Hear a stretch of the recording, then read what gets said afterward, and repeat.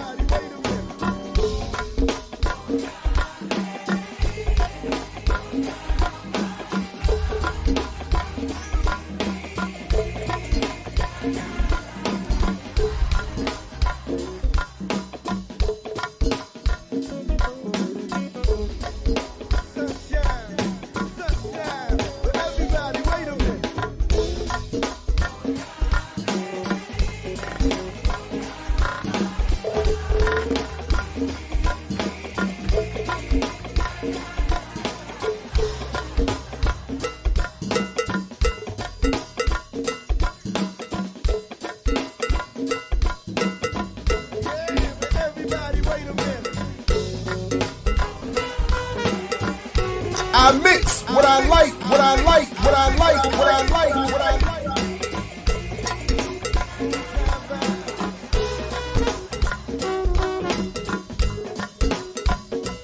What's up, world? Let's go, everybody. Welcome to I Mix What I Like right here at Black Power Media. Again, I'm General Paul. Very happy to be your host. Shout out to the Vibe Band you hear under me. My little Vivir Me Vita remix. Vivir Me Pocket remix. As we get ready to make another call. Free them all. Start with Mumia Abu-Jamal. Bars on a Monday morning. What's up, world? Welcome, everybody. Let's get everybody in here. Tell a friend to tell a friend that it's on again, like Ear Doctor says. We got a lot to get to this morning, some updates. And quickly, before I get to my guests and get this thing started, I do want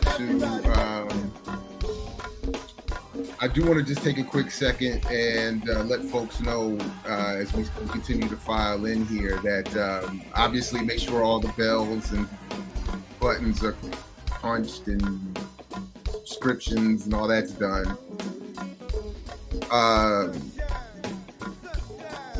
We got a big week, of course, of the Remix Morning Show.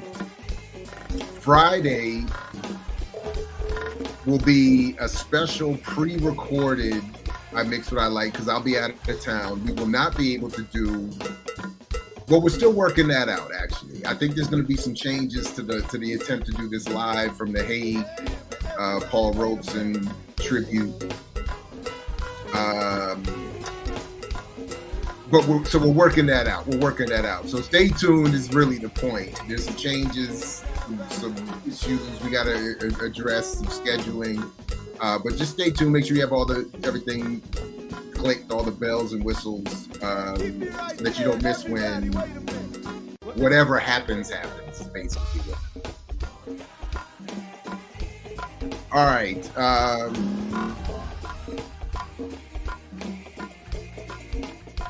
I think that's it. I think we're good to go. So make sure, like I said, please keep up the good work in the discussion in the Discord in terms of guest suggestions.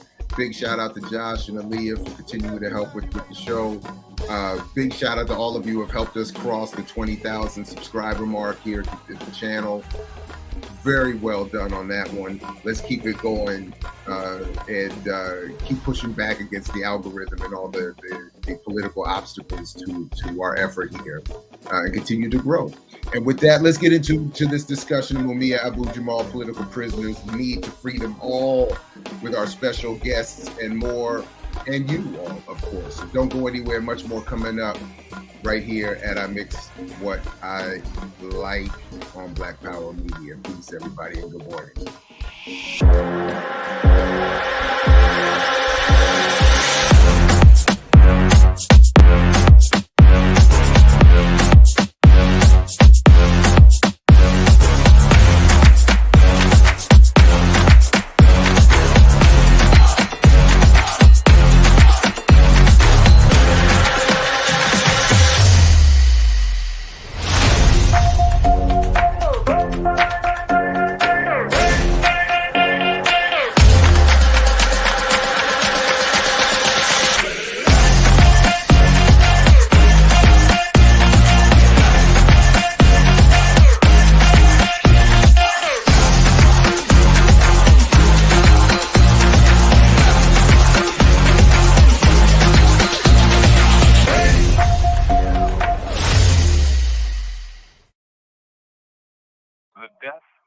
The death penalty. In a stunning surprise, the jury, hearing sentencing arguments in the case of Nicholas Cruz at the Stoneman Douglas School, Parkland, Florida, for the killing of 17 people, recommended that Cruz be sentenced to life in prison instead of the death penalty. 17 others were wounded in this mass shooting. Few people, especially the surviving families of the victims, expected Cruz could escape a death sentence. For the state labored long and hard to prove that Cruz committed aggravated offenses in the shootings, and the jurors agreed with him that he qualified for such a sentence. His defense lawyers, however, produced a fetal alcohol syndrome defense, arguing that his mother used drugs and alcohol during her pregnancy. This behavior, they argued, resulted in brain damage to Cruz. The state produced a psychologist who threw cold water on this theory, but the jury didn't buy it, or they didn't want to buy it. One might ask, if the death penalty doesn't apply here, where 34 people were shot and 17 killed, when does it apply? And that, of course, is the question. We may be looking at the beginning of the end for the death penalty. With love, not fear, this is Mumia Abu-Jamal. These commentaries are recorded by Prison Radio. I mix what I like, what I like, what I like, what I like, what I like.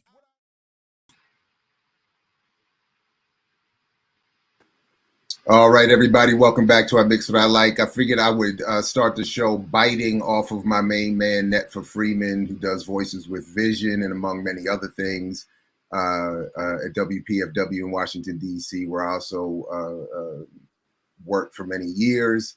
And he often starts off his show with Mumia's commentaries, which continue to demonstrate his genius, his commitment, and both Netfa's and Mumia's, by the way, and what causes fear in both the work that Mumia continues to do, those who do work in media and journalism and activism like him do, and what we at BPM want to continue to encourage and inspire. So to that end, we're back joined again by Mama Julia Wright, among many other things, an author, poet, activist, daughter of Richard Wright, and Michael Schiffmann, who among many other things himself is an activist working in support of Mumia, whose strong chapter appears in the recent edition edited by my man, Dr. Todd Stephen Burrows,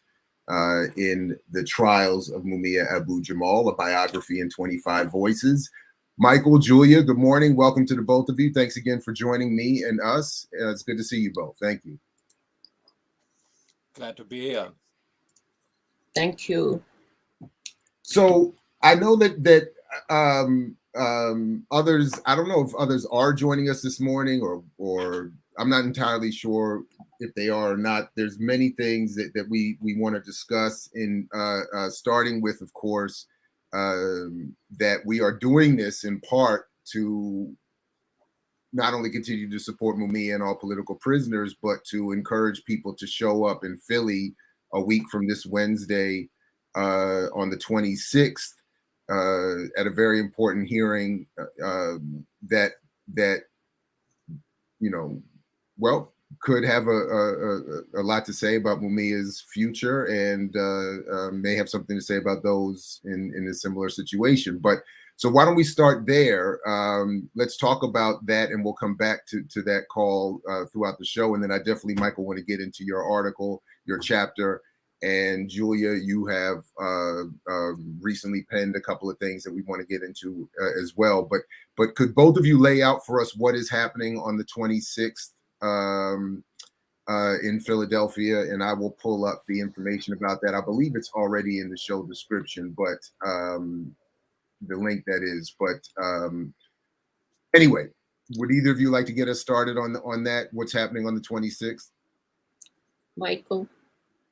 Yeah, I mean, as you said, this is really an all-important court date. Let's avoid the word hearing, because we don't know what will transpire. And one of the goals of the defense actually is to get an evidentiary hearing on all the material that they have brought forward. So what's at issue here, as Gwen DeBrow already laid out in a radio show a couple of days ago, are basically 3 points. 2 points are about all important witnesses at Mumia's trial, namely the cab driver Robert Joubert and the prostitute Cynthia White. And the third point is once again the all-important so-called Batson issue, namely racial discrimination in striking jurors during the so-called voir dire, the selection of the jury. So if the Judge Clemens of the Court of Common Pleas in Philadelphia says the defense is right on any of these points, she can order, I don't know what's likely or not, she can order an evidentiary hearing, she can right off the bat order, in my understanding, a new trial, or she can say no to everything. And if she says no, at least judicially, things will look quite bleak for Mumia. As far as I know, then the legal avenues are closed. As we know, as activists, there are always avenues. For us, the avenues are never closed, but that would be a severe blow. I think one very important point are these two witnesses that I was talking about, the cab driver Robert Jobert and the prostitute Cynthia White. But why don't I come back to that after Julia has her first input? Oh yeah, yeah. We're going to come back to that, Michael, because I finally got a chance to really get into this chapter, and where you outline a lot of concerns with what happened, and it's always. I want to use the word shocking, but it shouldn't be. But it is always a little shocking to come back and see everything laid out as you've done in this chapter, in terms of all that happened and all that has not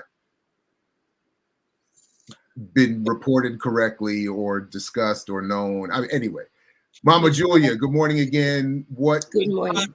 Please jump in and Okay. yeah. Well, you know me, being a journalist, I'm obsessed with timelines. And the first thing I noticed is they postponed it. You're talking about this yeah. It was due. Yeah. It was due on the 19th, right. And they postponed it by a week. No reason given.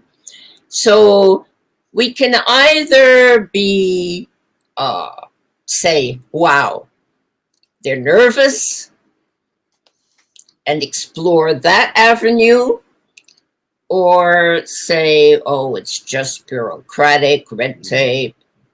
But I love the first avenue. Why would they be nervous? Well, we know the answer. Mumia is not only a textbook case. He is the name that could unravel and topple a lot of heads. Excuse me, I don't like to use those words because they remind me of the French Revolution, but that doesn't matter. By the way, on October 16th, that was the birthday of the beheading of Marie Antoinette. That's that's a parenthesis, okay? But then, you know, dates are never coincidental. That's deep. Yeah. Anyway, as a sister in the African diaspora in Europe said,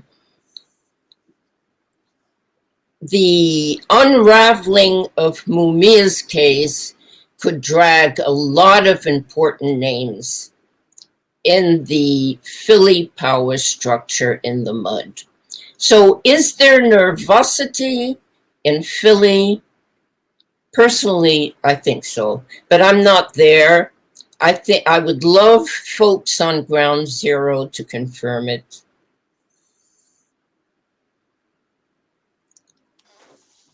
Yeah, well, I mean, we're always looking to hear from them, and we were hoping we might have heard from some of those voices, and obviously, you know, peace and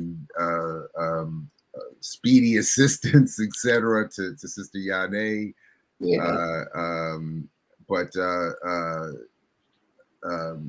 Anyway, so we will definitely be, you know, and you know, waiting to hear more from her and others who are on the ground, obviously. But I think you raised a good point, that there would be some cause for concern. And I mean, we've seen it, all of us have seen it in a variety of various forms, where, you know, cancellations or reschedulings like this occur specifically if in just in one small part to inhibit and disturb the organization of people coming to be there. You know, so that's just, you know, so that's why we want to again encourage those who can to make their way up there on the 26th, so that the postponement does not create any undue issues for support of Mumia. Before we get into this chapter that I admit I'm a bit excited and anxious to do, I didn't get a chance to see the entire piece, Julia, but I think you sent something early this morning or late last night that you had just additionally written that maybe we should also give you a chance to read or share or discuss. Am I? Yes. Okay. Yeah. You see, it's difficult. I'm going to begin by saying that we don't have any profilers or enough profilers in our movement like Fanon. We need our own profilers because we have monsters out there and we have to know what's inside their heads. And getting to know what's inside their heads is difficult because we're not them. We're human.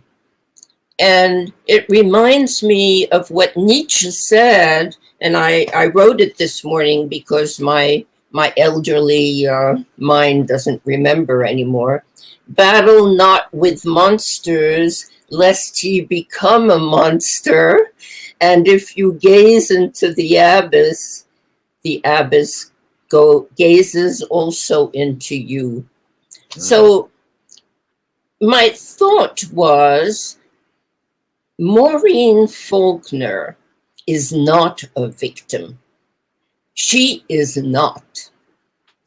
She is a criminal because of the friends she maintains, because of the silence she maintains, because of what she knows and doesn't say. And just to clarify, we're talking about Maureen Faulkner, the widow of Daniel Faulkner, the police officer in Philadelphia who Mumia is accused of killing. Just so we're absolutely, absolutely, yes. And she has presented herself as a victim, as a damsel in distress, surrounded by motorcycles of FOP security guards everywhere she goes. But I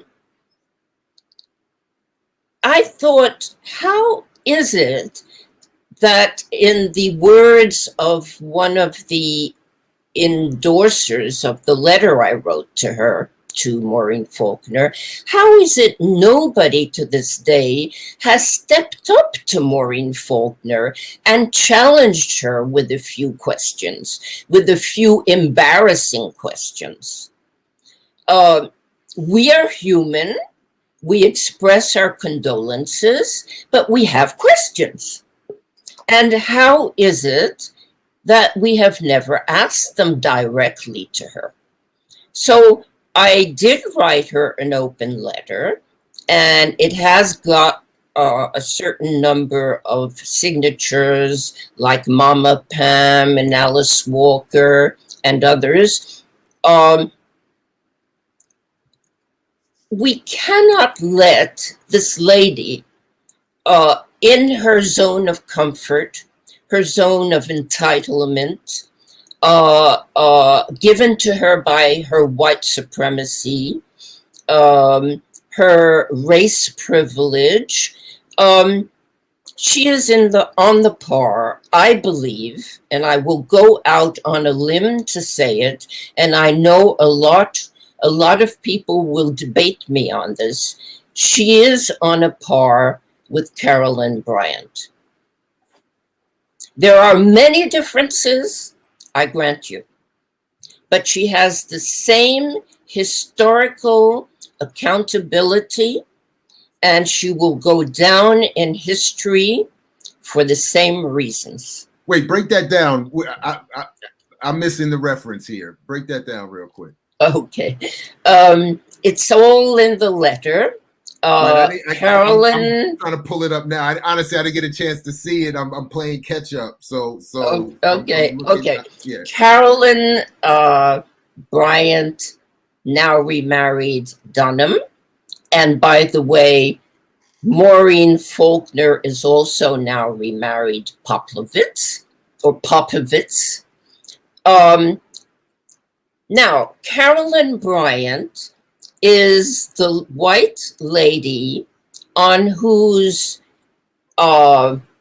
words 14-year-old Emmett Till was brutally abducted, tortured, and lynched in 1955 Mississippi, right?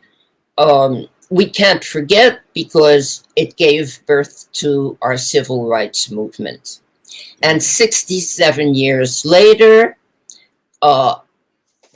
nobody has been charged or indicted for this murder. The two lynchers got off free in 1955, and M.S. Dunham was never arrested, although there was an unserved warrant out for her. And she tried to recant twice and admit to something. Oh,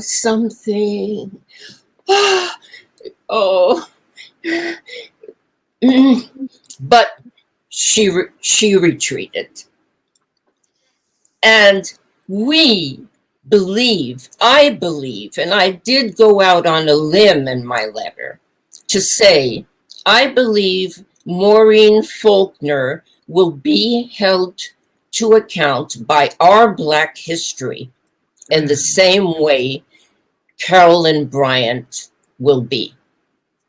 She still can say something. She still can say something. Now, this is what I think is going down in Philly, and I wish somebody could be here to tell me if I'm right or wrong. I think the FOP and you call them the GOPs, the GOPs, the GOPs, the FOPs and the GOPs, or whatever they call themselves, I think they're getting heady because they are trying to oust Krasner. And they've had some resounding victories against him. And especially recently, they defeated him in one case, which I hope Michael will tell you about. You know, white supremacists do get heady. They immediately think, okay, it's a done deal. We've won. We've won against Krasner. And they're already drinking their anti-Mumia champagne. So my letter is saying to Maureen Krasner, no, we see you. We are asking you these questions, and you have a choice. Otherwise, history will condemn you as well as the people. This is bars to me. Forgive me for putting it that way. I love what you've said there, and I'd be very interested to hear what people's disagreements would be with you in making that. But specifically, I want to know, because you sent I'm seeing now the letter is in just in text and an email. Is it somewhere linked where we can actually sign on to it? And can you share that link in the private chat or in an email? Or Jared, that's what Yanni was talking about this morning. We've been having communication links barred all over the place. Okay. You know, may I? I'm not going to say more. Absolutely, please. Yes. I had asked for a link and it never came. Oh, okay, my bad. So, well, I was going to say, very soon I will have the text. I will have a link. I will post it with this video and the link in the show description. The letter needs to be read. That comparison needs to be, I think, understood and dealt with. I appreciate you. I love it. Thank you for that. And I'm just sorry I didn't get the chance to have that together before the show started. Otherwise, I would have. Okay. But it'll be put together very, very soon. So thank you for that. I forgot the woman's name. So anyway, thank you. Okay, so okay, joining us now also, if I can add her to the show, is Gwendolyn Debro. Gwendolyn, good morning. Good morning. Can you hear me? I can. And wonderful. I wanted first of all, to greet you. Good morning. And if you would just take a quick second and let us know where you fit in this work around Mumia. And then I believe there were some things you wanted me to pull up and share. But if you would take a second and do that, Gwendolyn, please do. And again, thank you for joining us. Thank you for the invitation. Well, where I fit in is I became the part of the Mumia Abu-Jamal mobilization more than 20 years now since I graduated college, and I am currently a part of the campaign to bring Mumia home. And that organization was founded by Johanna Fernandez. And at this point, Mumia's case is currently in the Court of Common Pleas, and he has some very valuable evidence that needs to be heard in open court. And I'm here to, I guess, explain what those issues are. The very relevant issues are hidden evidence more than, I'd say, maybe 3 or 4 years ago. And that evidence is that a key witness, a cab driver who had an open case, with the police for. Yeah, I thought we were having some problems there. Michael, why don't we take that moment while we wait for Gwendolyn to come back, and pick up with a couple of things that actually all three of you have already made reference to in one form or another. The problems with this case. I have gone back and read your chapter in, again, the Trials of Mumia Abu-Jamal, a biography in 25 voices, edited by my main man, Dr. Todd Stephen Burrows. And you titled the chapter, "The Good Old Frame Up, How Police Prosecution and the Courts Turned Mumia Abu-Jamal into a Murderer." So my first question, I have a whole bunch of them, and I have like littered your chapter with notes and all kinds of stuff. But I've tried to be somewhat organized in my approach. So I want to start with the question, why frame up? Why is that in the title of your chapter? And how are you so confident that that's what it was, as opposed to a mistake, as opposed to an accurate conviction, and so on and so on? And Gwendolyn, just a second, I'll bring you back up when you fully get set. I got you. Sorry, go ahead, Michael. Yeah, that's an absolutely great question. And you don't say that lightly and so confidently. So there is a lot of evidence for it. And in our connection, the most important evidence relates to the two people already mentioned, namely Robert Joubert and Cynthia White. Today, I think we can confidently say we literally know that they were not even there. They did not even see the shooting, and there was no way for the police and the prosecutor not knowing about that fact. And that alone constitutes a frame up. And I can go into more detail later on as to the question why I and many other people are so confident that they were not there. There is multiple evidence for it. So the core prosecution witnesses, the only ones who said we were witness to Abu-Jamal killing the cop, The only ones who said that didn't even see the shooting. And that alone is evidence of a massive frame-up, and it doesn't even stop there. We can continue later on with other details that also literally prove a frame-up. Yeah, I mean, again, as I said, it's not often that I, at least, have gone through all of the details of the case. And when you see them laid out, even in just what the focus of yours,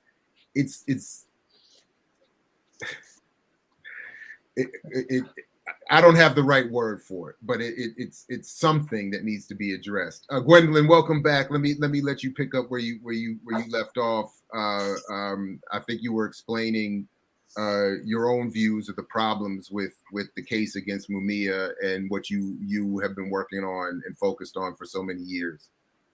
Yes. Thank you. My Wi-Fi dropped. So the other evidence that was discovered, there were 32 boxes that had Mumia's name on them that they were found at the district attorney's office and some out of the place office. They found these boxes with Mumia's name on it, and Mumia's defense team was only able to examine 6 of those boxes. The other things that were discovered is that, and we already knew, that the prosecutor intentionally kept Blacks off the jury, which is illegal. You know, everyone has biases.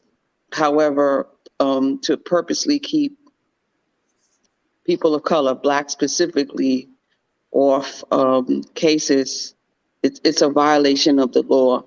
I believe it's a Brady issue. Also, Mumia's counsel was woefully inadequate. Anthony Jackson even asked to be removed from the case because he knew that he was over his head. And the Judge Albert Sabo, refused his request. Mumia had actually requested to defend himself and actually have John Africa as co-counsel, and he was denied that request. So that's basically what we learned so far with the 6 boxes that the defense was allowed to review. Exculpatory evidence like the cab driver who had an open case, criminal case, because he had tossed a Molotov cocktail in a schoolyard. So he claims that he saw Mumia shoot. Good morning. He claims that he saw Mumia shoot an officer, but that could not shoot, Daniel Faulkner, but that could not have happened because pictures, the Polikoff pictures, Pedro Polikoff's photos illustrate that his cab wasn't even near where he said it was. He said that it was behind the police officer. However, the pictures, the photos don't show that at all. They don't even, why would someone who had an open case be parked behind a police officer? It doesn't make sense, and it didn't make sense. It clearly, the photos show no car parked behind the police officer, and the photos also show Faulkner's hat was on the passenger side of the roof of Billy Cook's car, which means he had an encounter with Kenneth Freeman, the 4th person who was at the scene, which the prosecutors know about, but and who you, jury Michael, never are heard that convinced is information. the actual shooter. Sorry, Gwendolyn. Sorry about that. Correct. So can we just do this real quick? So can you all help me real quick, or help us? Because I think a lot of us, I'll speak for myself, I take for granted, given all the years that I've been relatively paying attention and supporting this case, paying attention to and supporting this case, I think I take for granted what I think I've known about the specifics of the case, of the details of that night, etc. I think I've forgotten a lot. I think that, I get caught up more in the defending Mumia than remembering all the details. So can we go through a couple minutes? Can Gwendolyn and Michael, can you help us? Because Michael, your chapter lays this out in a very clear way, and in a way that I think a lot myself, I again speak for myself, have not really focused on and remembered. So on December 9th, 1981, let's lay out the scene just for a quick second. And then Gwendolyn and Michael, if you could just tell us what is said to have happened and what you both know or believe you have proven to have happened. Because I think, anyway, go ahead, Gwendolyn. Yeah. Okay, Prosecutor Joseph McGill said that Mumia stood over police officer Daniel Faulkner and shot him point blank in the head. However, the photos that were discovered in 2006 show there are no holes in the pavement where the prosecutor says that Mumia shot this officer. There's no, also, stunningly, they say that they never did a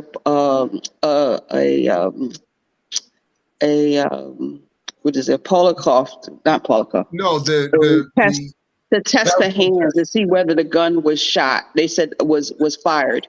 They say that Mumia shot this officer. However, Mumia's gun, from what I was told, was in his glove compartment.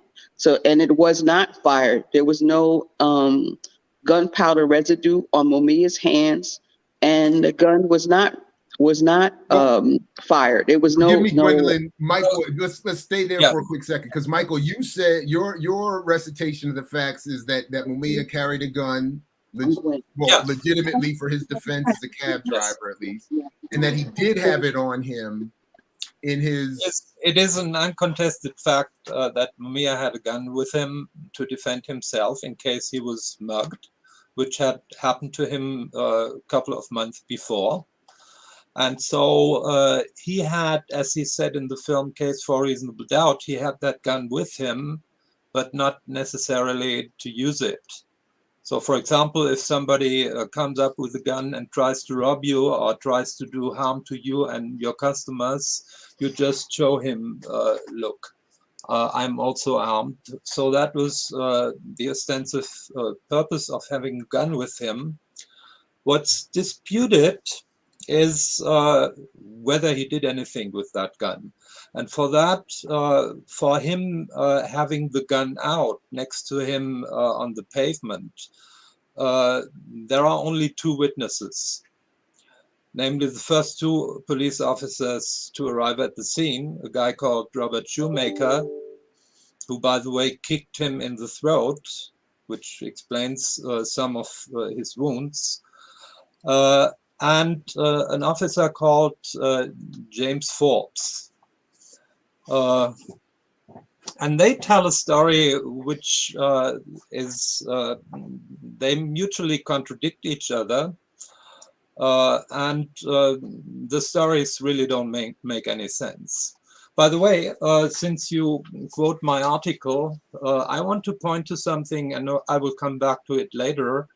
I have tried to summarize all of this without footnotes and in a much more popular way. This is a new brochure, which is also now on the internet, and which you can download. It's called Take a Walk at the Crime Scene. Here is, you see the crime scene at 13th and Locust. And in it, I point to all the contradictions that make the stories told by Shoemaker and Forbes quite unbelievable. So Shoemaker, for example, says, we arrived at the scene, I walked between the cars and I see Officer Faulkner lying in his blood, but between him and me and myself, Mumia Abu-Jamal is sitting on the curb, and I see how he is trying to reach for something with his left hand. And I see that's a gun. And the next thing Shoemaker claims to have done is not to have kicked the gun with his leg as far away as possible and out of reach of Mumia, but 6 inches to a feet. So that's the first absurdity that he tells. And why does he tell it? Because Officer Forbes later claims that this is the location where he picked it up. Before even frisking Mumia Abu-Jamal and his brother Billy Cook, he claims to have picked up the guns. So you pile one absurdity upon the other, and no one else saw it. The upshot of this whole story is these witnesses are not very believable, and at least as believable as what they told the court is that the gun never left its holster, and that they planted it in the street. Not something unheard of in Philadelphia, that a gun is planted on a suspect, isn't it? So that would have been also the case here. And what's more, Gwen referred to the photos by Pedro P. Polakov, the first and only press photographer who arrived at the scene 10 to 12 minutes after the shooting. And Polakov has a lot of evidence about that, but he also has several photographs of Officer James Forbes. And this is actually something that Polakov pointed my attention to, because I had overlooked it. He said, see you there, the first time I visited him at his home. The officer is holding the guns in his bare hands. both guns that were recovered at the scene, namely Officer Faulkner's and Mumia's guns. And he holds them in his bare hands, and the photos in their sequence also show that they switch positions. That's also something pointed out to me by Polakov. And in court, Forbes claimed absurdly to have held the guns in his bare hands, not in his bare hands, in the appropriate way, for 90 minutes. Now, I worked in a factory. I have quite strong hands. It's absurd on the face of it, but these photos prove that he mishandled the guns and that he lied to the court. And he told us an absurd story about recovering the gun. How much of this can we believe? It's very, very doubtful. Let's put it that way.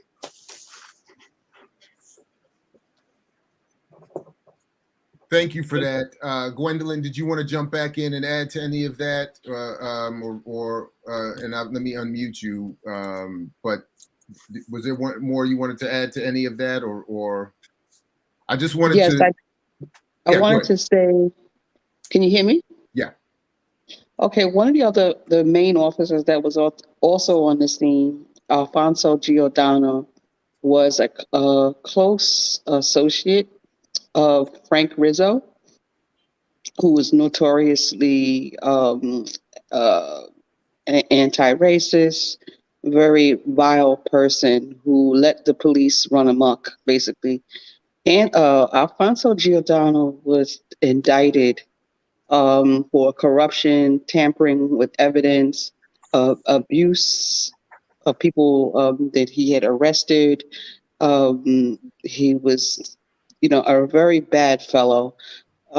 Essentially, anyway, he was indicted and later resigned for, I guess he, didn't want to go to prison. They let him resign. But he says that Mumia confessed to him and said to him that I shot the MF, which is totally untrue, because another officer that was on the scene, Gary Waxel, said that he was, in his notes, he said the Negro male made no comment. So it can't be, it's either one or the other. Also, they also said, officer said Giordano didn't make that statement until two months later, that Mumia said he shot the MF. So it just doesn't add up. This case is really, it's a fraud on the people, and Mumia has paid for it. This is a working journalist. How many working journalists do you know go all of a sudden become a killer overnight. It just doesn't add up. Even the FBI files that they had about Mumia, which is 700 pages long, I read some of it. They had in their notes that Mumia showed no propensity towards violence. They also have a photo of Mumia with the word dead written on the back of the photo. So Mumia was a target of the FBI and the police at the very young age of 14 when he was a part of the Black Panther Party and working to be a journalist. He wrote for the newspaper. So it doesn't make sense that someone of his character would commit such a heinous crime. It doesn't add up, and it appears, with all the evidence that's been discovered thus far, that he was framed. That's just pure and simple, and that's why we're mobilizing to come to court on Wednesday, October 26th, to support him, to support his evidentiary hearing, and hopefully we will be witness to a fair trial, because he clearly did not have a fair trial, with witnesses, Black people, being purposely omitted from being on the jury when Black people make up 40% of the Philadelphia. So it just doesn't add up. It just doesn't add up. And yeah, there's a lot. Very quickly, I just want to remind everybody or alert everybody, the letter Mama Julia has written to Maureen Faulkner is now linked in the show description below. So go ahead and refresh the YouTube channel and you'll get it, and it'll be there for you to see in all its glory. There are so many things. Okay. So, Michael, one of the things, first of all, please, all of you, let me know how you are on time. And if you all need to jump in because you need to, break, or leave, whatever, just let me know. But could I sure. throw in a few more gory details? By all means. Okay. 32 more boxes are missing. Mama Pam always says that Mumia's ski jacket that he wore that night is famously still missing. That ski jacket has bloodstains on it. Today, we have DNA. And we don't have it.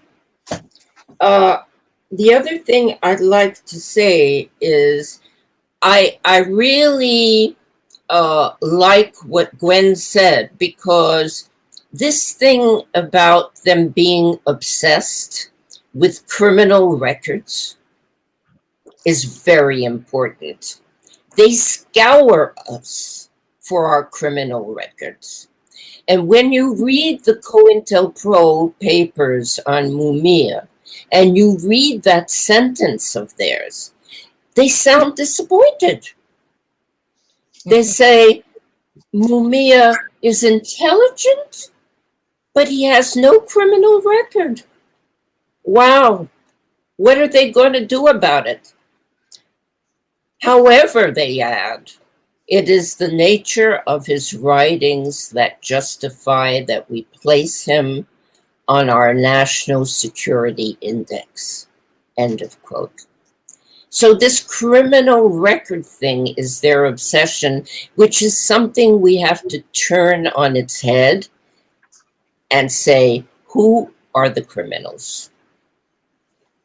This is why I keep coming back to that point about the danger inherent in the ideas that people like Mumia continue to work with and cause and make them a threat.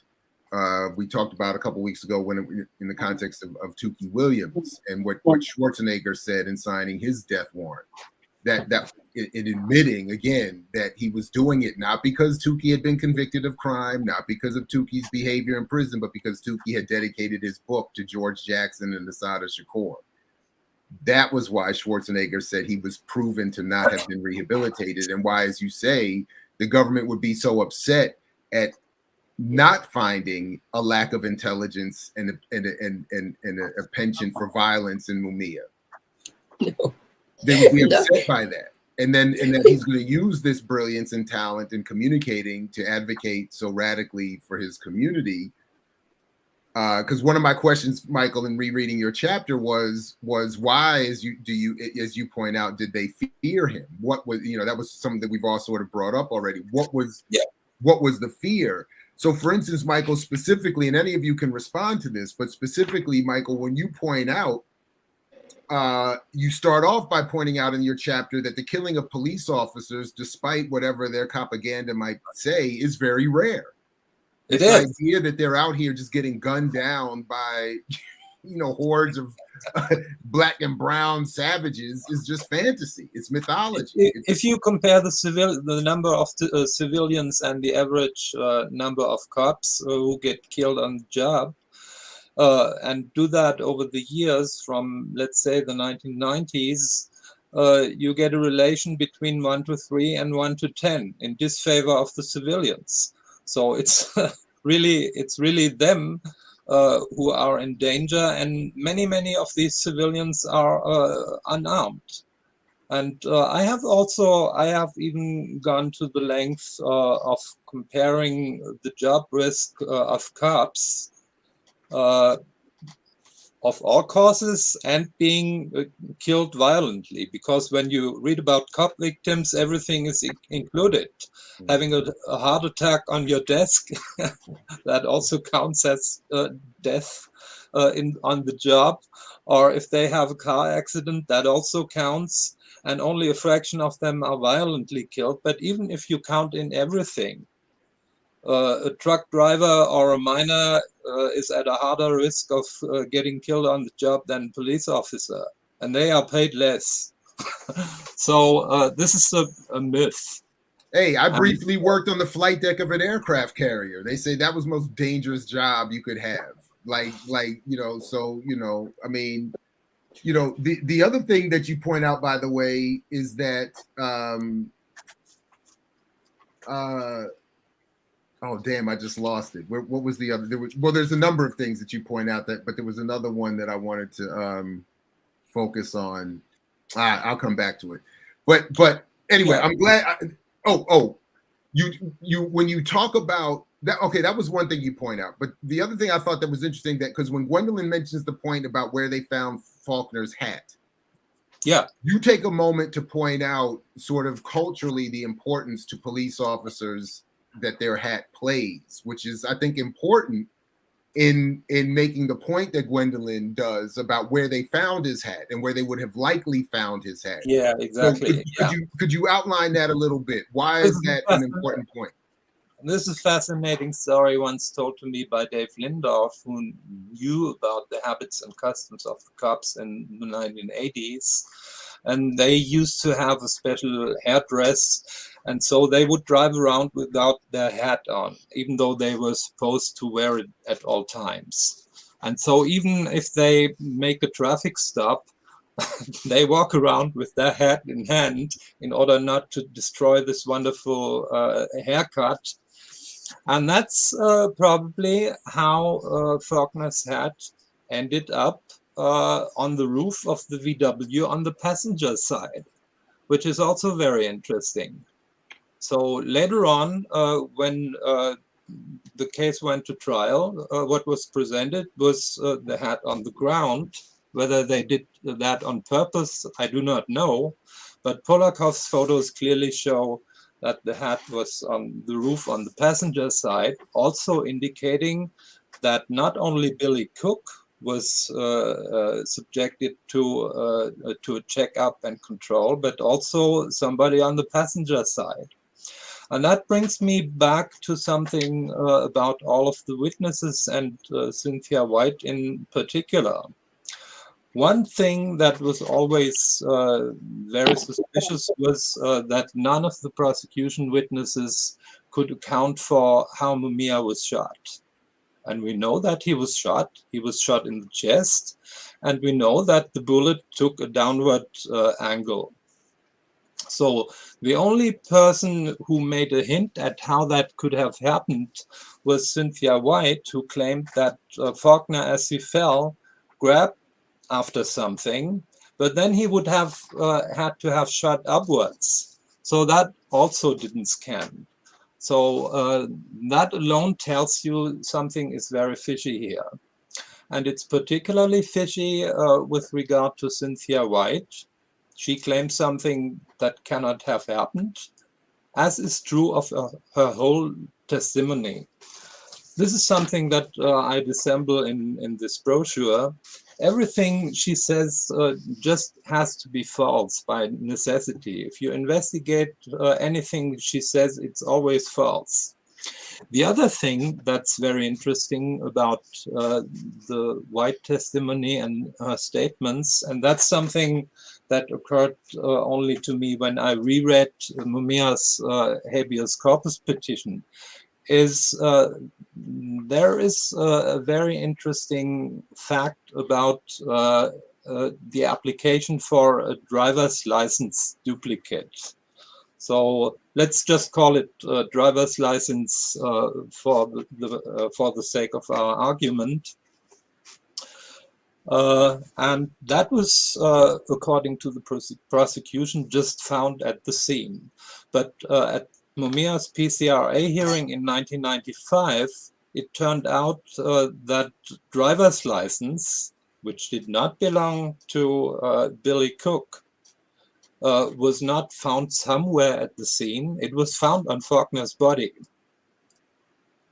Since Billy had a driver's license of his own, he didn't need to identify himself to the officer. So where does this license application come from?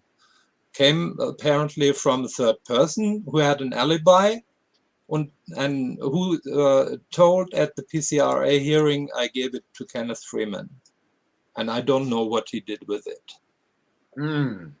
And the significant thing is it was found on Faulkner's body, but nowhere in the testimony of any of the prosecution witnesses, especially Cynthia White, who said, I saw the whole sequence of events from the beginning. Nowhere is there an explanation of how this driver's license application or whatever it was ended up in Faulkner's pants. So that alone tells you that something is wrong with the testimony and the statements of Cynthia White. But by the way, sorry, yeah, go ahead. Let me continue a little bit about this curious witness. In some of my writings, I have called her the phantom witness. Why do I call her the phantom witness? Because nobody else saw her.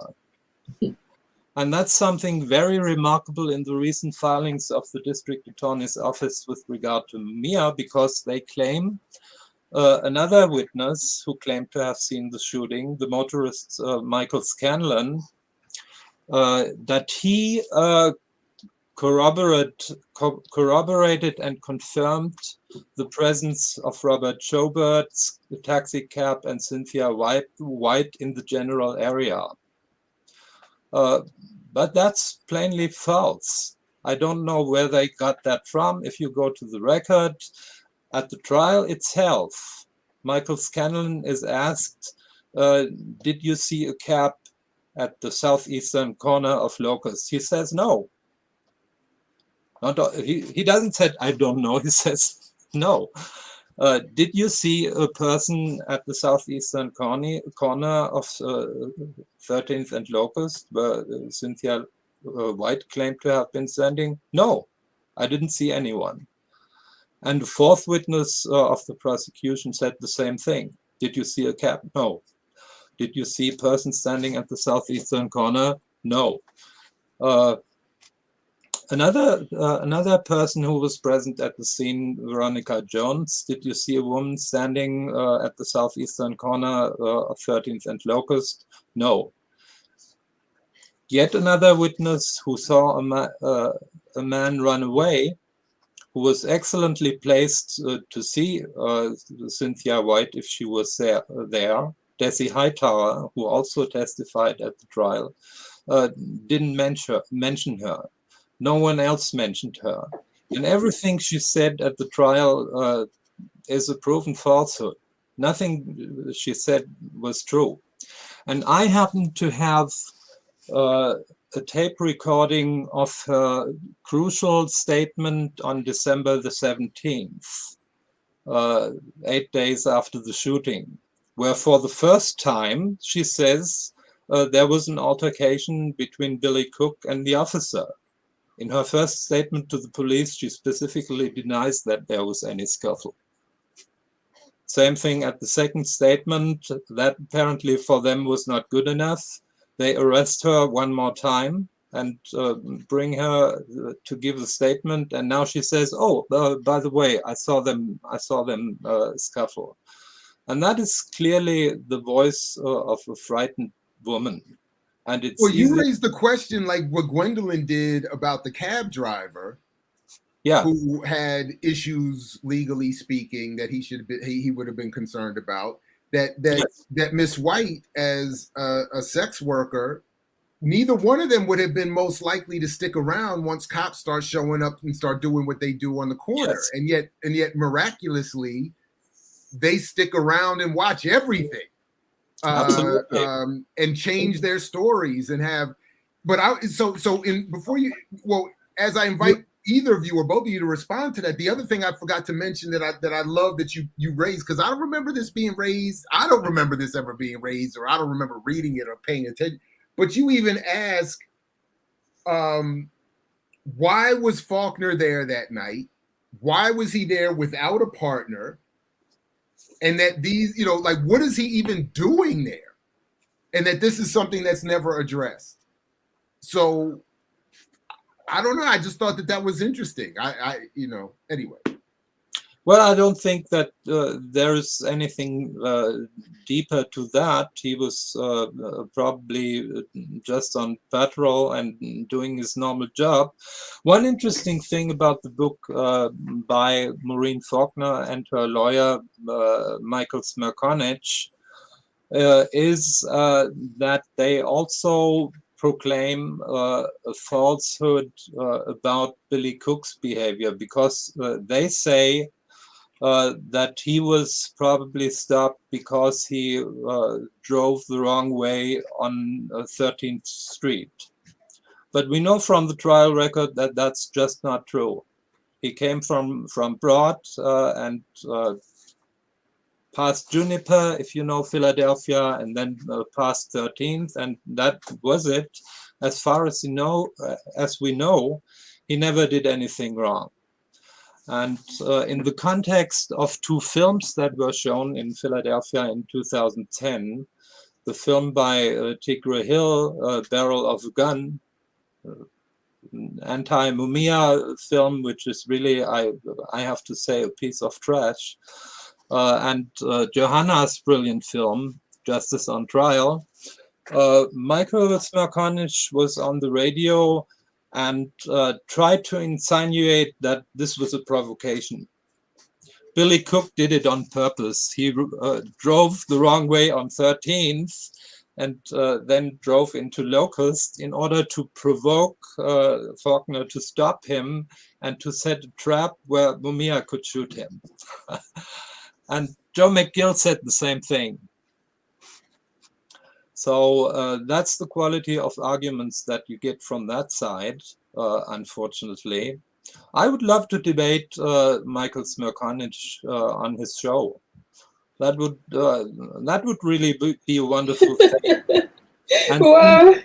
since Smerconich is trying to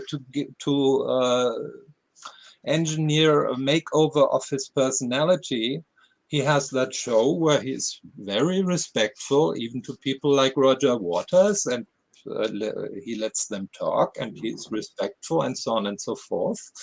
I would love to be on his show and debate him on that. And, we would see who would come out as more credible. Well, you talked about Robert Schobert. Gwen already said we can literally see Cab on driver, yeah. the cab driver. We can literally see on the photos that the cab is absent. The only person who said she saw the cab, by the way, Magilton and Scanlon, the other two witnesses, said the cab was not there. No one else saw it. The only person who says she saw it is Cynthia White, who was herself not there. And you already mentioned the unlikelihood that somebody who had a record and was on probation and who was driving without a license would, of all places, park behind police car. That's Right, just, that was right. You point out he parks right behind the police car. yeah, of course. Here I am, please arrest me. And that's I'm actually so used to, I think it's funny given my low level of criminal history, but I'm so used to having some level of illegality that even after decades of being fully legal as a driver, I don't go, when I see the police, I don't go, I'm never going near the police intentionally. So the idea, having, again, myself driven for quite a while with expired this and illegal that, like I would have never, and even now when I have everything officially dotted and all that. So the idea, it's just so, anyway, the whole thing is implausible, including, again, as you recount the I mean, your article, you go through the trajectory of the bullet that kills Faulkner, how it could not have likely been fired by Mumia. You go through the dominant narrative of how Mumia would have gotten out of the car and come out across the street, guns blazing and all this other kind of stuff, quite movie-like. It's almost like the people that construct this have themselves been to too many movies. and then you break down what is more likely based on the evidence to have occurred. And your article concludes with, or your chapter concludes with, who you believe is the likely killer of Faulkner. And spoiler alert, it's not Mumia. So one of my questions is, well, I'm going to come back to that because there's one other piece I want to make sure I invite you both to respond to, because you say something here that I think is important to remind, that it was important to be reminded of in others, that when we go back and recount how it is that Mumia is still, how they justify their, legally continuing to incarcerate him. You write here that, quote, what the jury never heard about during his trial was the background that animated the investigations on the part of the police and the prosecution. The police officers arriving at the scene found a dying colleague, and just next to him, a seriously wounded black man. To make matters worse, from their perspective, the man happened to be a dangerous revolutionary who in his reports had always irresponsibly agitated against law and order in general and the police in particular, end quote. So what you remind us of is that while many of us prior to December of 1981 may have never heard of Mumia, or may not have understood the context of policing Black people in Philadelphia, that to those there, they understood very well who Mumia was. And they understood very well what his work meant to the communities that these police officers and prosecutors were surveilling and oppressing. Yeah. And Gwen, a couple of minutes ago, mentioned Inspector Afonso Giordano, who never testified at the trial. In my view, because both officers who were present at this alleged first confession of Mumia, where Giordano testified at the first hearing for Mumia on January the 8th, the only other witness to keep, the purpose of the hearing was to decide whether to keep Mumia in custody or not. And the people who testified were Giordano. He said, I heard a confession, which was all over the newspapers on the next day. And the other witness was Cynthia White. And I am pretty sure that they didn't present Giordano at the trial, because both Stephen Trombetta and Gary Wachtel, who were the two people who were assigned to bring Mumia to the hospital and who were present all the time, both in their police statements after the fact said he said nothing. Both Stephen Trombetta and Gary Wachtel. Gary Wachtel later on revised that and said, I didn't know how important it was that he did confess, but that's another story. So he had two police witnesses against him, and so he was silently dropped. And this Inspector Giordano, I don't know about the other cops. I don't know whether James Forbes or Robert Shoemaker or whatever their names, whether they in particular knew Mumia. But Alfonso Giordano definitely did. Could I say something here? Yeah. Inspector Giordano, correct me, Michael, okay? Is he the one who famously would make raids on Mumia's Black Panther office? That's one. That's what I seem to remember about him. Then he would have known about Mumia. But worse still, Inspector Giordano, who was the star witness of the prosecution, along with his acolytes, was being, how can I say, investigated for corruption by the FBI at the time of the trial. And that was such an embarrassment. They had to be dropped.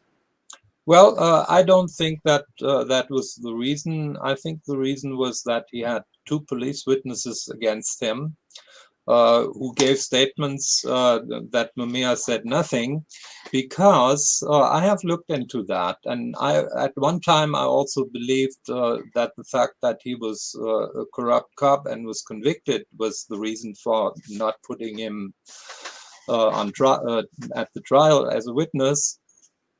But I discovered that even the Philadelphia mayor and the police commissioner learned about that FBI probe only after Mumia's trial. So at the time, they didn't know that he was a dirty cop. And so the reason for not putting him on was that he was so incredible. It was also kind of absurd, because what he said is, I go into the police van where the wounded suspect is lying, and I asked him, what did you do with the gun? And Mumia is supposed to have said, I threw it in the gutter after I shot him. This is so absurd. And if you add to that, that Trombetta said Mumia said nothing, and Wachtel said Mumia said nothing, they dropped the whole issue after it had served its purpose to keep Mumia in custody. That's how they operated.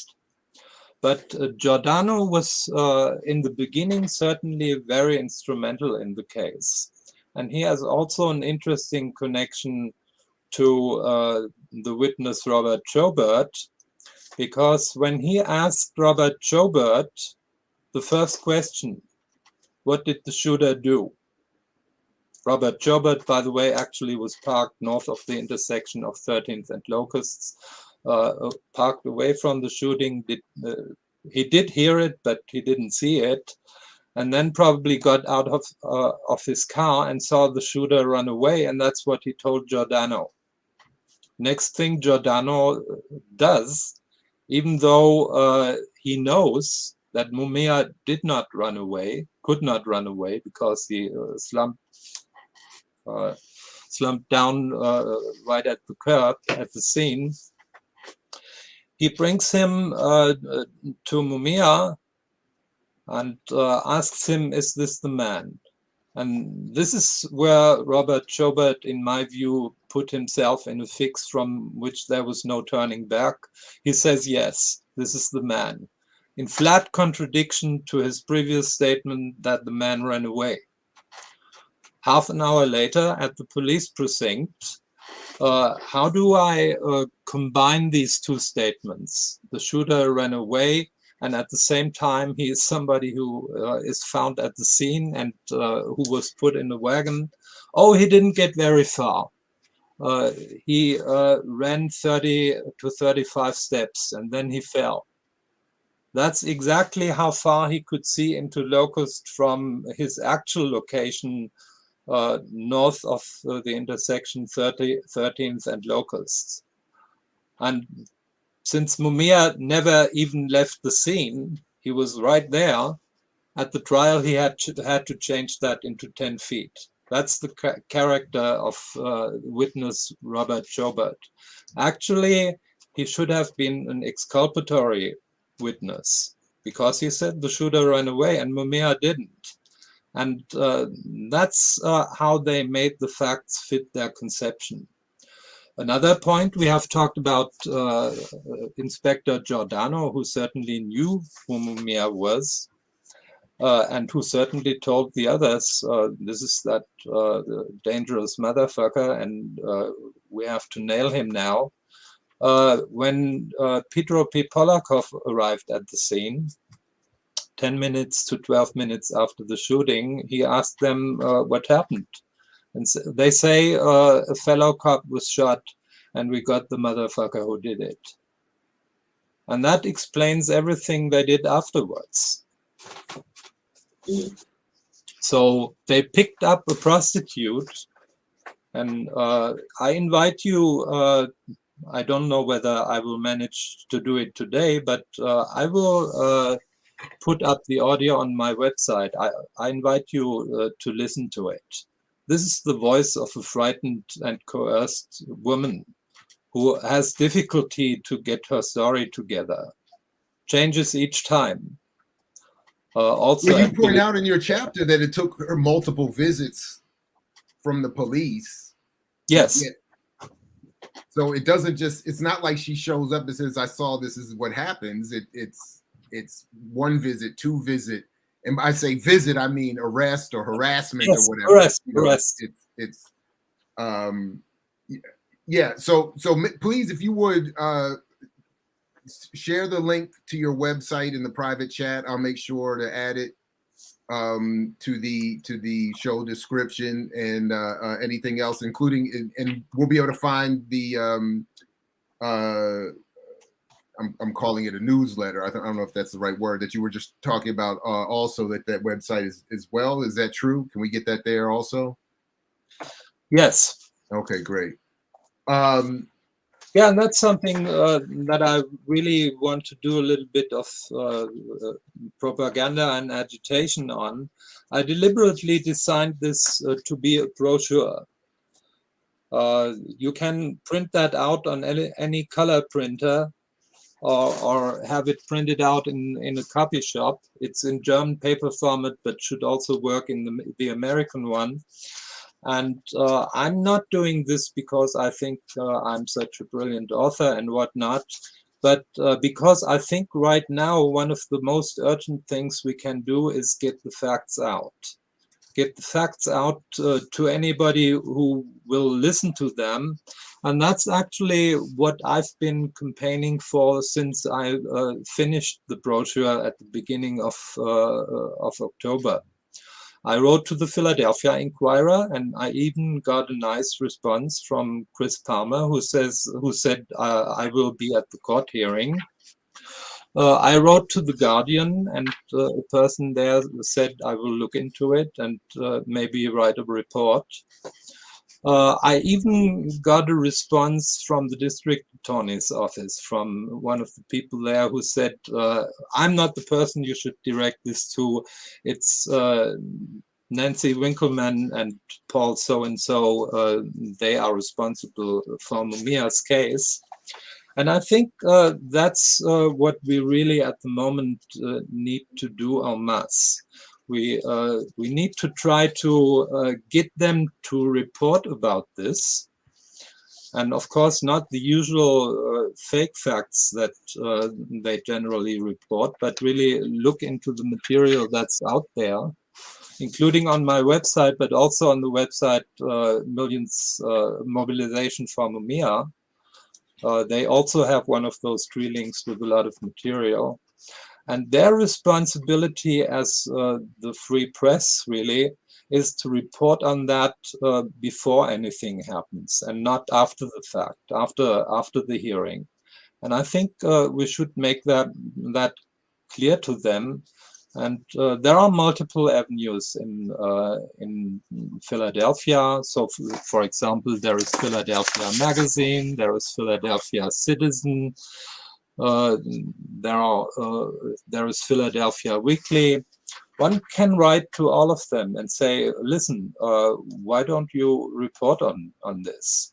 So, for example, Philadelphia Magazine, a couple of years ago when the Faulkner Smerconich book appeared, they had a fairly decent review of it, where they raised some doubts and they even mentioned the Polakov photos. So this is not something that's doomed to failure. We can do stuff here. And I know it's quite difficult to research the addresses, but anybody who wants to do that can just drop me an email and I will supply you with my research. I have at least 5 dozen addresses which it makes sense to write to. So, for example, there are some excellent writers on criminal justice at the Philadelphia Inquirer, like Samantha Melamed or Michael Bond, whose work has contributed to freeing man. And I think this is of enormous importance that we do that. I've been on my lonely crusade for almost 2 weeks now. But my girlfriend happens to be a journalist, and she says if people really jump on this, if they jump on this, on us and demand that we report on stuff, the likelihood that we do this is very great. And what's all important in this is that you do it respectfully, even though many of them, not all of them, are the mainstream media. If you write to somebody, hey, racist motherfucker, if they really are racist motherfuckers, they will double down on you. And if they are not, they will feel insulted. But most people are decent and are just trying to do their job within the constraints of the corporate media. And yeah, so but that's why I feel you, Michael, and I agree. But that's also why, and I get increasingly frustrated with those who work outside of the corporate media, who claim to be on part of the left, who work in the media, who also seem hesitant, if not just outright refuse to discuss Mumia and other political prisoners here in the United States. So I think part of the groundswell that would support the effort that you're engaged in, and that would make it easier for those struggling within corporate media to do the work, is if that more of a groundswell existed in particularly areas of the white left media ecosphere. So like, I don't, and I know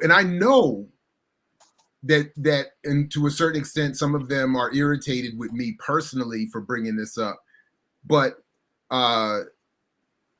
I don't see these issues discussed on Status Quo. I don't see it discussed very much even on the Revolutionary Black Network. I don't see them discussed often at the Gray Zone, or even honestly like Breakthrough News, like with the actual literal like I'm like, this is, so I find it extremely frustrating. I think that, this is that is, so I just want to take a moment to throw that out there, because I don't want to just leave the people in the corporate media world Yeah, I think to get this is all the the point focus and to principle. once again quote Frederick Douglass, power never concedes anything without a demand. And that's also true here, even for the media, for the leftist media who are reluctant to catch on and to report on Mumia now that it's all important. We need to demand that en masse in a polite but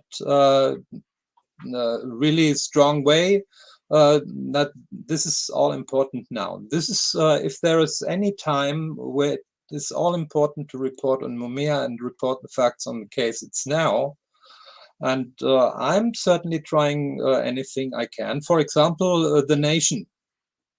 What's the Nation from our point of view? Okay, that's really not super left. But that's something where there is a connection. The Nation is something that maybe Judge Clemens is reading, or that Larry Krasner is reading, and where he can take note. Oh, there are these people who I regard as my friends, and they are reporting critically on what I do. What shall I do now? That gets back to what Julia said at the beginning. Making them nervous is the point. And we can make them nervous if we go beyond what we generally do. We need to be in the street and demand things.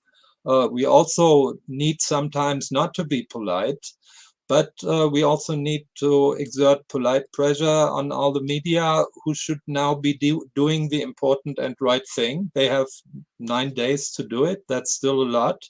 They can research the stuff, and then either they can interview people who are in the know, or they can write their own stuff. But we need to clarify to them that it's their responsibility to do that. Right on. One other quick point that I wanted to quickly, well, there's a couple, there's actually many, but at least one other from the case, and then Mama Julia, I want to make sure, and then there are a couple questions in the chat that I've saved we can get to as well. But but I just want to clarify, as you write here, because it came up earlier in the conversation, and it would seem that this would have been where the prosecution would want to go immediately if they had indeed had the right man. You say, at any rate, no connection between Abu-Jamal's .38 Charter Arms revolver and Faulkner's death has ever been proven. And yeah. I just think that would be such a very basic, simple, forensic, this man's gun shot this man, that even in 1981 should not be something beyond the capability of Philadelphia police force that had correctly caught the right person. Oh, totally. There are multiple points to this. Some of them Gwen already pointed to. One elementary thing is, when you come to the scene of a gun shooting, is to check whether the gun of the suspect has even been fired. And you touch the barrel, see whether it's warm, and you smell the barrel and see whether it smells of powder. And inexplicably, the police claim they didn't do it. Or they did do it, and they deep sixed the result, which seems somehow more likely to the rational observer, doesn't it? Second thing, didn't test Mumia's hand, and then comes the ridiculous explanation, we had to bring him to the hospital first. But well, you outlined how long it took them to get there. So they clearly had plenty of time. They waited for half an hour, even though you could see from far afield that he was bleeding. They waited for half an hour, and within that half hour, and you can see that from the Polakov photos, the mobile crime unit of the police, the car, was already there. It's seen on the photographs. They could have done it right then and there, and they claim not to have done it. Then you have Officer Forbes destroying all evidence on the guns, who could possibly have touched them, and on and on. And the final piece is that they did test firings, and they said, okay, The bullets that are shot from Mumia's pistol have 8 lands and grooves, and allegedly the bullet in Faulkner's head has also 8 lands and grooves. But at the trial itself, the prosecution's own firearm specialist said this could have been fired from multiple millions of guns in the United States. So there was no match. And interestingly, in Faulkner's and Smirkonich's almost 400-page books, they talk about this, that, and the other thing. And they give multiple quotes from the trial transcripts. But this piece is curiously missing. No doubt. So listen, let me invite, I put the link you shared, Mama Julia, for people who want to sign on to the letter. I've added all that to the show's description, so when people refresh their show, this video, they can get all of that, including the link to your letter to Maureen Faulkner, which I think is bars. So I hope. But is there anything else that I haven't invited from you that you all want to make sure that we get to? I definitely want to make sure we end with, because, well, one of the questions I had for you, Michael, because you lay out who you think is the actual killer of Faulkner. And you describe the condition in which this man is found, which I admit I've lost sight of, which I think is fascinating. But one of the questions that I have, so I want you to lay that out, if you would, take a couple minutes with that, if you would. But the question that I have here for you is, who disagrees with you? Who, and what I mean by that is, in the Mumia movement, not the prosecution obviously, but where is there debate of your thesis or your analysis? In other, because it seems to me like, in other words, who thinks you've got something wrong? Who is on the side that Mumia should be free? Because it seems to me like what you've said here, it feels like it should be more earth-shattering. But yeah. First of all, let me say, I really don't know what happened. What I lay out in my article is I talk about likelihoods, and to me, the most likely killer seems Ken Freeman, who was a very close buddy of Billy's. They were like Ike and Mike. That's how Lynn Washington once put it to me. If you see the one, the other is not far away, and so on and so forth. And apparently that was also the case that night. And also Billy Cook told his lawyer, apparently, as per Dave Lindorf's book, Killing Time, he told him immediately, yes, Ken was with me. So he would be the most likely one, and he managed to get away, apparently. And I'm always careful, and when I wrote this brochure, I had an editor, and I hope that made it better, because I was, let's say, a little bit propagandistic, because I'm so pro-Mumia. And he said, well, Michael, let the facts speak for themselves. You don't need that.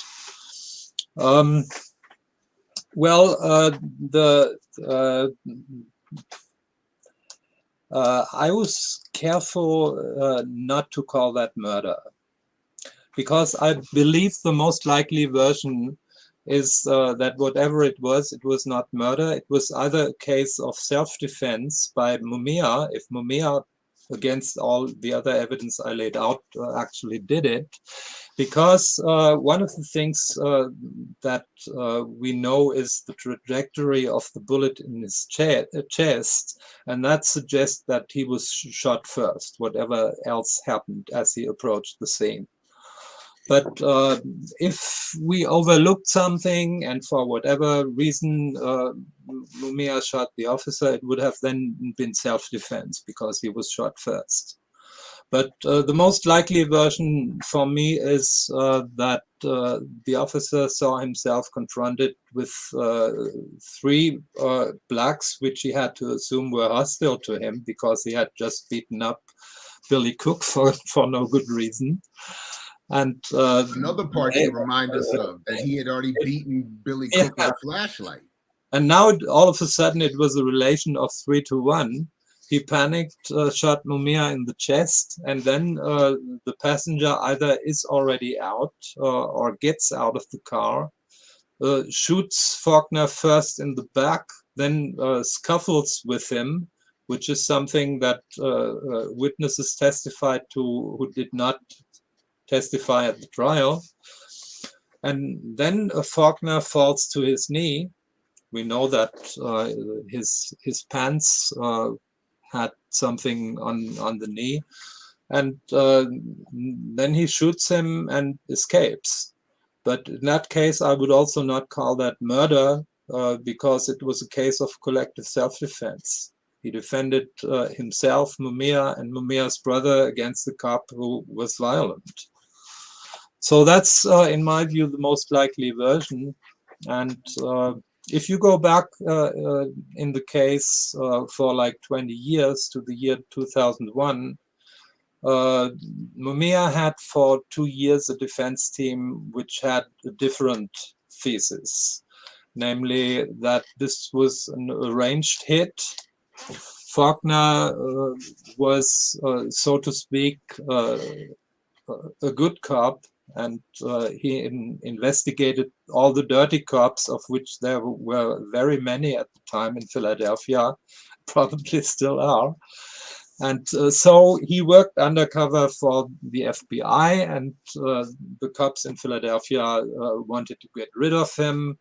They didn't want to do it themselves, and so they hired a contract killer by the name of Arnold Beverly and Kenneth Freeman to do the job. Well, at one time, I believed that also. We even published a book in German about that. But, and I have to confess, it's not only the other side who is susceptible to bias, to confirmation bias. I believed it because I wanted to believe it, because it was so nice to believe it.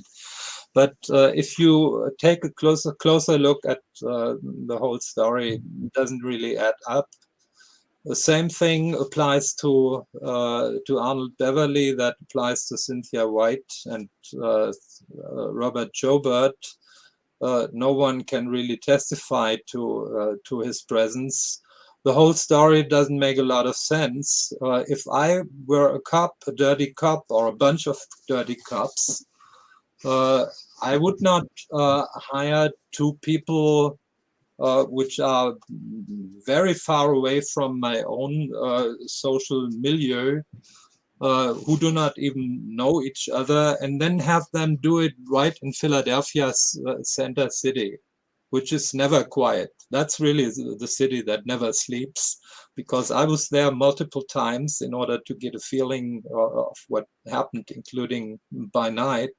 It's always busy there. Why, of all places, would you arrange a contract murder in this place instead of luring Faulkner into a lone alleyway? And as Lynn Washington, the first time I discussed this with him in September 2001, and I'll never forget it, he said if they wanted Faulkner so badly out of the way, why didn't they just pop him? So the whole story is so complicated that it doesn't make any sense. And all the more so, that would have meant that the Philadelphia cops dared to mess with the FBI. And that is just ridiculous. So in my view, even if I know there are people who honestly still believe it, it doesn't make any sense.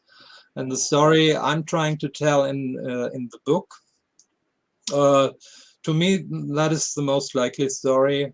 There are other possible stories, but in all the stories, Mumia comes out as somebody who told the truth at the end of his trial, where he carefully worded said, I don't know exactly what's behind this wording.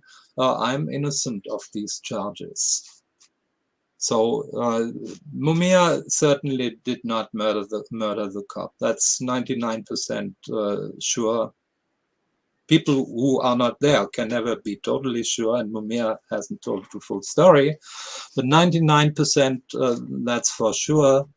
And I'm pretty much convinced, like, by the way, Mumia's former lawyer, Dan Williams, is. In his book, he also wrote the habeas corpus petitions, which are very, very good. Who has always been a strong proponent of the Ken Freeman theory. That seems to be the most likely. Well, as I start to invite any concluding thoughts from the both of you for this morning, we'll have to, you know, I'll say again, I know my man Dr. Burroughs has some issues with Mumia's behavior during the trial and that of his team, so we'll invite him back on at his convenience to discuss that. But what you say at the conclusion of your chapter here about our brother Freeman is that the day after the police massacre of 11 members of the Move family on May 13th, 1985, Kenneth Freeman's dead body is found in a parking lot on Franklin Roosevelt Boulevard, naked with a needle in the arm and in handcuffs, end quote. Yeah, very odd, very odd. So I don't know what that means, but no, that part is at least that at least is a little less disputed as Lynn as Washington the rest, over the years has told me he wanted to investigate that at the time, but the family told him to stay away from it. And there is, once again, we can speculate, there is a variety of reasons why they would want that.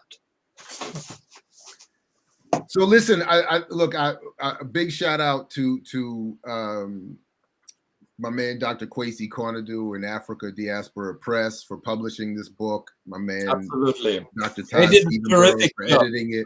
It's absolutely amazing. And I thank the both of you for contributing to this work and coming on again this morning and reminding us of why we need to be as much as possible in the court a week from this coming Wednesday. I don't think I'll be in town or able to contribute via this particular show to more calls for that a week from Wednesday. So I hope people will share this video and replay it. And if we can get others of you, and I know others on the platform, to discuss this, I'm sure we will, and continue to encourage people to show up in the court. But let me give you all a chance to bring up anything. And actually, you know what? I do have some questions we can get to too, if you all have a couple of minutes. I don't think I got to all of them. Thanks to Nita Robinson for the super chat. Appreciate your support of the channel. For instance, Dr. Burroughs would like you, Michael Schiffmann, to say a word about Veronica Jones. Yeah, I mean, that's absolutely additional evidence for a frame-up, classical evidence. And the evidence with regard to Veronica Jones is so glaring that it came even out at the trial. Even Judge Sabo couldn't prevent it from being on the record, because Veronica Jones was one of the witnesses who, shortly after the shooting, gave a statement that she saw two men run away from the scene. And these two men apparently were Ken Freeman and Billy Cook. And Billy Cook then returned in order not to leave his brother behind, because he apparently felt he couldn't do that. And the next thing is that was in December 1981, and in January 1982, cops visit her at her home in, I believe it was in New Jersey, over the bridge, and from where she commuted to Philadelphia to ply her trade.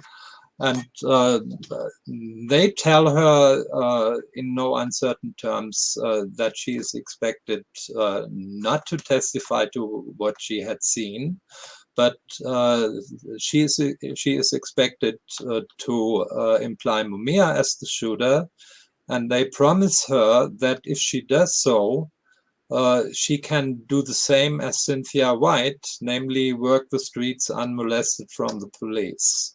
So it's a mixture of pressure and promises.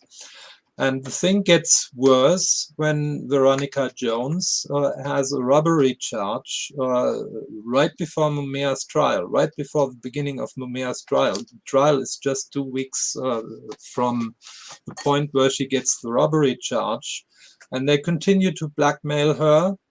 But this woman apparently has such a strong character that at the trial she says, well, they tried to get me to say the same thing that the other woman did, namely Cynthia White, and imply Mumia, that I saw him shoot the cop. I couldn't do that. And she takes the middle road in the hope that it works out for her, and says, I saw nothing. I was high on drugs. So that was a woman, and that harks back to what Julia begins with. That was definitely a woman with a conscience. Even if she did not exactly the right thing at the trial, she did it at least halfway. And she denied having seen anything. And when Anthony Jackson tried to question her further, and that should be enough reason to call this grotesquely unfair trial, Judge Sabo incredibly prevented him from doing so. So that should be, in my view, that should be reason enough to throw the whole trial out and to say this judge was so blatantly unfair. Because that was a moment at the trial where if I had been Anthony Jackson, I would have walked out of the courtroom and called all the journalists I knew and call a press conference. And I would have told them, this is just a travesty, what's happening here.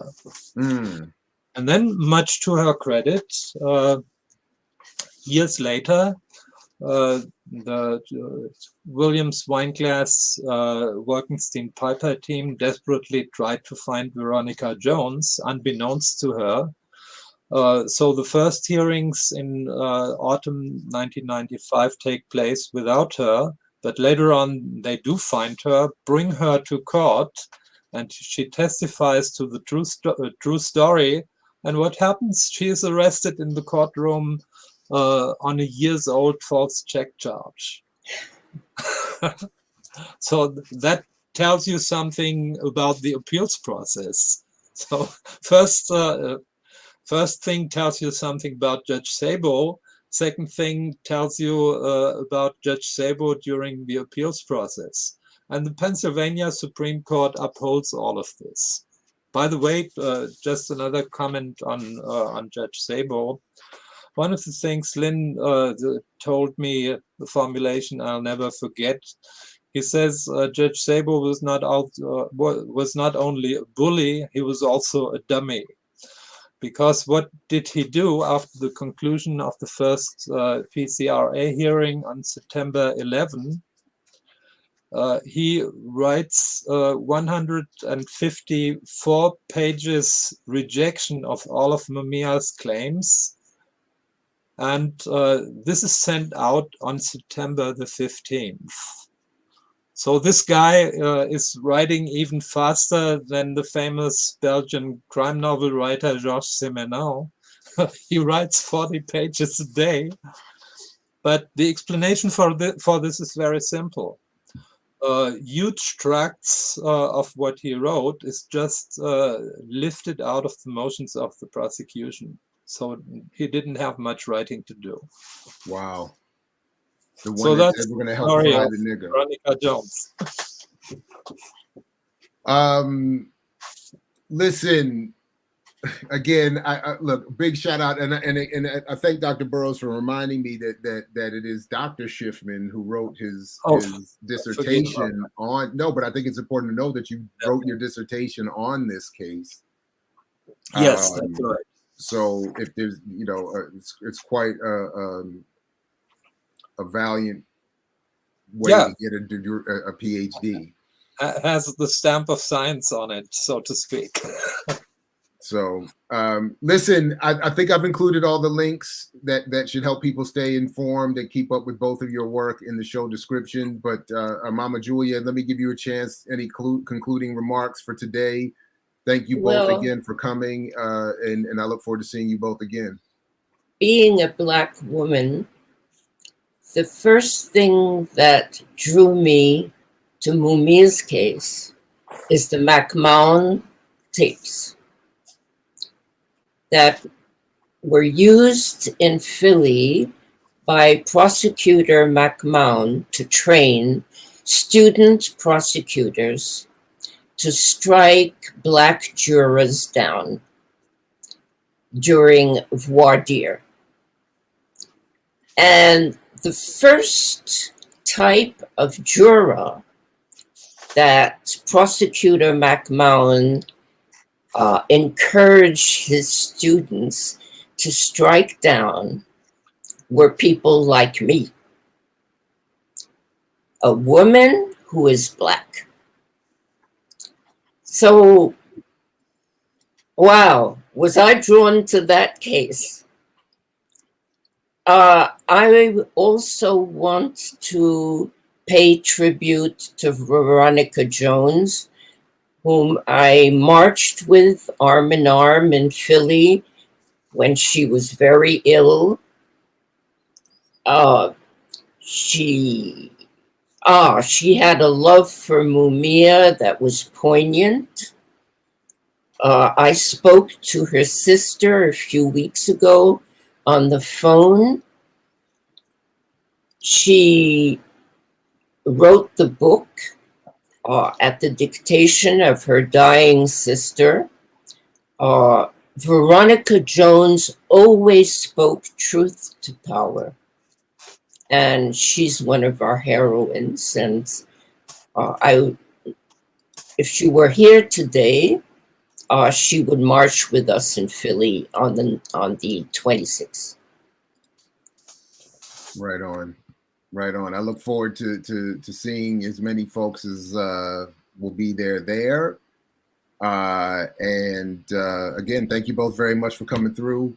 Please do, everybody, if you haven't already, get this book among the many others trying to support, or the other work that we've talked about, supporting Mumia and other political prisoners. This one in particular includes our guests from today and past shows and future shows. So again, thanks to the both of you. As Fred Hampton always said, or we always quote him as saying, to you we say peace because we know you're willing to fight for it. So peace to the both of you, and catch you next time here at Mix What I Like and Beyond. Thanks again. Thank you so much for having us. Thank you. Free Mumia. Free Mumia. Free them all. That's it. Back in a quick second. I mix what I like, what I like, what I like, what I like, what I like.